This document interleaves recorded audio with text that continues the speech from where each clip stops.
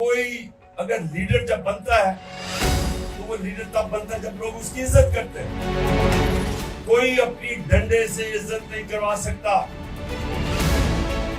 عزت ایک تو اللہ دیتا ہے اور اللہ دیتا ہے آپ کے اعمال کی وجہ سے، آپ کے کردار کی وجہ سے۔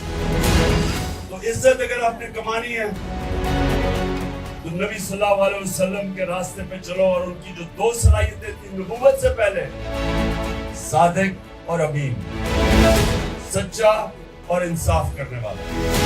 لیڈر کے لیے دو اور صلاحیتیں چاہیے۔ ایک کہ بزدل آدمی لیڈر نہیں بن سکتا، خوف سب میں ہوتا ہے، لیکن جو بھی انسان اوپر پرواز کرتا ہے وہ پہلے اپنے خوف کے اوپر قابو پاتا ہے، پھر اوپر جاتا ہے۔ اور چوتھی کوالٹی، دیکھیں جو سب سے بڑا بت ہے خوف کے بت کے اور پیسوں کے بت کے علاوہ، وہ ہے اپنی میں کا بت۔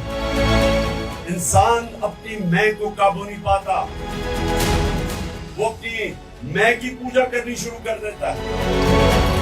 جو اپنے میں سے باہر نہیں نکلتا، اپنی آپ سے باہر نہیں نکلتا، وہ بڑا انسان نہیں بنتا۔